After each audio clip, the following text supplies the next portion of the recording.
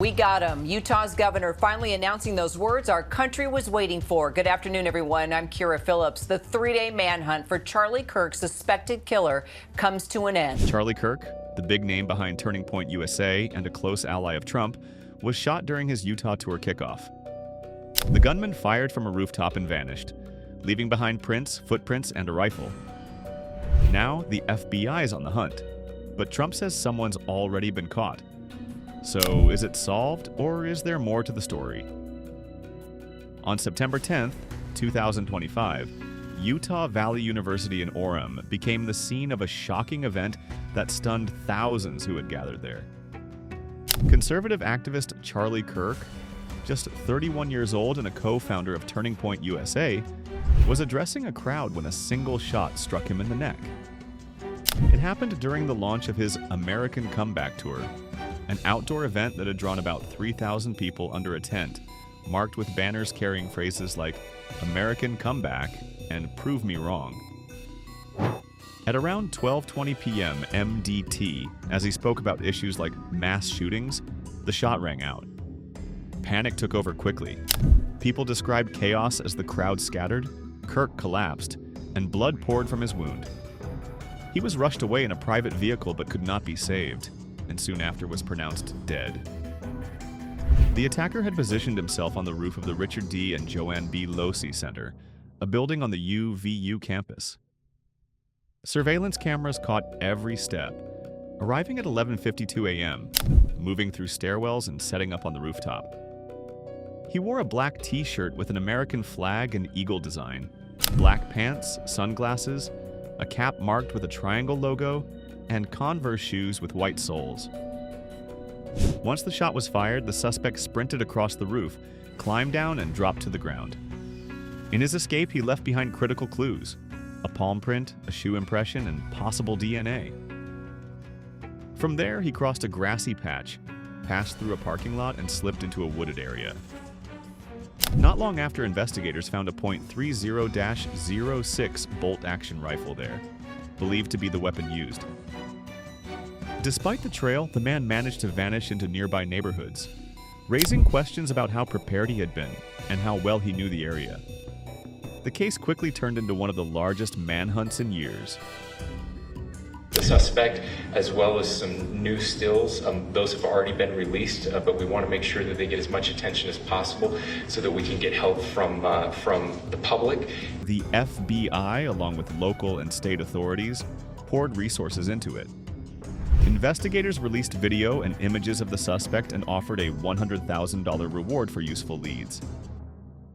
A special tip line, 1-800-CALL-FBI, and a dedicated page, fbi.gov/UTAHVALSAEYSHOOTING, were set up for the public. The effort drew in more than 7,000 tips, a volume not seen since the 2013 Boston Marathon bombing.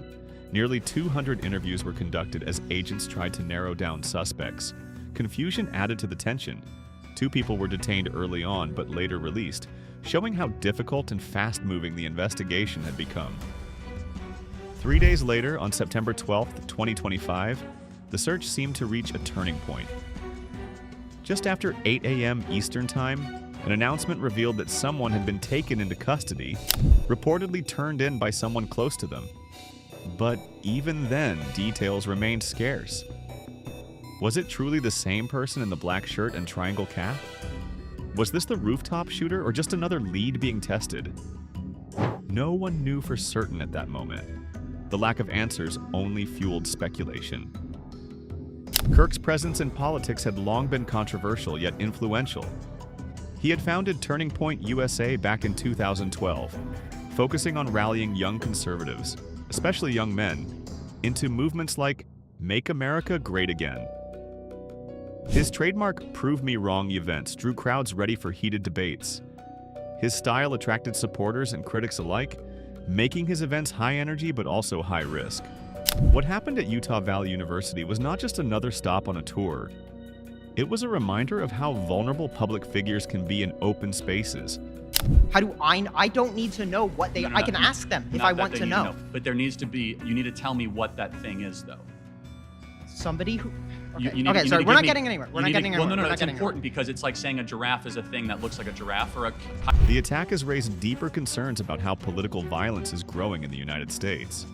Other high-profile attacks in recent years add weight to that concern, like the June 2025 killings of Minnesota's former House Speaker, Melissa Hortman, and her husband, which were linked to a hit list, or the May 2025 murder of 2 embassy staffers in Washington, D.C.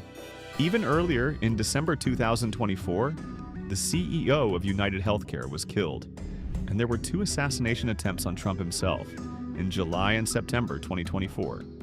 The pattern suggests this was not an isolated incident, but part of a troubling trend. The shooting in Utah has sparked reactions not only across the United States, but also around the world. Leaders from different countries have voiced strong words against the act, while many at home have pointed to the growing concern of political violence. The tragedy comes at a time when attacks on public figures have been increasing at an alarming pace. In June 2025, Minnesota's former House Speaker Melissa Hortman and her husband Mark were killed by a gunman carrying a list of 45 Democrats. The May 2025 attack in Washington, D.C. took the lives of 2 Israeli embassy staff members. In April 2025, Pennsylvania's Governor Josh Shapiro's home was targeted in an arson attack. Just a few months earlier, in December 2024, the CEO of United Healthcare, Brian Thompson, was murdered. Even more unsettling are the 2 separate assassination attempts on Donald Trump in July and September 2024.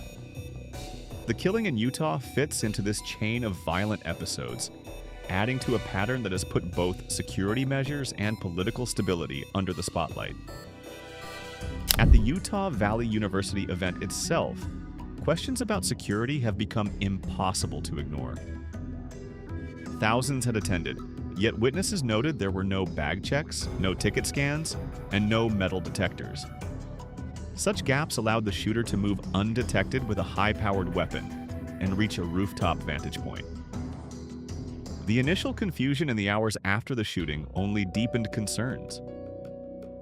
A report on Wednesday suggested a suspect had already been caught, but that was later corrected. The situation grew more complicated when an announcement on social media declared that someone had been detained, only for it to be walked back when the individual was released without charges. Frustration behind the scenes became clear as officials tried to contain the fallout of these errors. Charlie Kirk's influence stretched far beyond a single organization. Since co-founding Turning Point USA in 2012, he had built a platform that reached millions of listeners through his daily radio show and his podcast, The Charlie Kirk Show. His voice carried weight in shaping the conservative youth movement and was credited with mobilizing younger voters during the 2024 election. His presence on college campuses drew heavy attention, often with heated protests alongside the crowds of supporters. His blunt style on sensitive issues like race and gender made him a divisive figure, but he remained a major figure among conservatives for his to reach an audience that others struggled to connect with. The days following the shooting have been marked by high emotion and growing unease. On Thursday evening, his casket was flown to Phoenix, Arizona, on Air Force Two. It was carried with ceremony and surrounded by those close to him. Plans for honoring his legacy included the highest levels of recognition, showing just how central his role had been in recent years. Yet even amid tributes, divisions have been visible. A video message released late Wednesday placed blame in ways that fueled debate. And while the tone shifted the following day toward discouraging retaliation, tensions remained high. In Boise, Idaho, during a vigil for Kirk, one incident of violence broke out when a critic was attacked, showing how fragile the atmosphere has become. The investigation itself has drawn comparisons to some of the largest manhunts in modern history. Officials pointed to the Boston Marathon bombing of 2013 as a reference point for scale, given the flood of tips and leads pouring in. More than 7,000 tips were logged, and around 200 interviews had been carried out within days. Images of the suspect, with details of the clothing and accessories, became the central piece of evidence shared with the public. A black t-shirt with an eagle and flag, a triangle logo on the cap, and white-soled Converse shoes formed the most recognizable elements. The abandoned rifle, the palm print, and the shoe impression collected near the scene became key evidence. Investigators believe the wooded area where the rifle was left, just 300 yards from the shooting site, holds more secrets, and it has been searched thoroughly. All of this is unfolding in a country already wrestling with deep divides. In recent years, violence tied to politics has not only increased, but also spread across ideological lines. Surveys show most Americans reject the use of violence in politics, yet the fact that incidents are happening more frequently suggests something more troubling, that it is becoming more accepted among certain groups. The killing in Utah has sharpened the debate on whether security at public events is sufficient and whether political disputes are crossing into a dangerous new phase. At the same time, foreign interference has made things even more complicated. Online platforms have been flooded with activity traced to Russia and China, with bots spreading misinformation and twisting the tragedy to fuel division. These hidden campaigns add another layer to an already dangerous mix, leaving the country to question how much of the reaction it sees online is authentic and how much is being manipulated from abroad. The killing of Charlie Kirk has left the nation full of questions that still don't have answers. Was this a carefully planned strike tied to political beliefs, a personal grudge, or something completely different? The choice of clothing by the suspected shooter has only deepened the mystery. An American flag t-shirt paired with other ordinary attire stood out because it didn't match the act itself. Why would someone targeting a conservative leader wear something so closely tied to patriotism? Some believe the suspect dressed this way to blend with the crowd, while others think it could have been a calculated attempt to mislead investigators. Adding to the tension, the FBI has chosen not to release certain video footage, which suggests there may be key evidence still hidden from the public. That secrecy makes people wonder how much more is known behind closed doors. Kirk's organization, Turning Point USA, has also been pulled into the spotlight after his death. For years, it had been one of the most active groups drawing in young conservatives, particularly on college campuses. Its success made it a constant point of debate. For some, the group's direct style was proof of its strength. For others, it represented a source of division. Now, with its founder gone, Turning Point is facing an uncertain future. The public has been reminded not just of the movement, but also of Kirk's private life. He leaves behind Erica, his wife, and their 2 children, who are now at the center of heartfelt messages and tributes.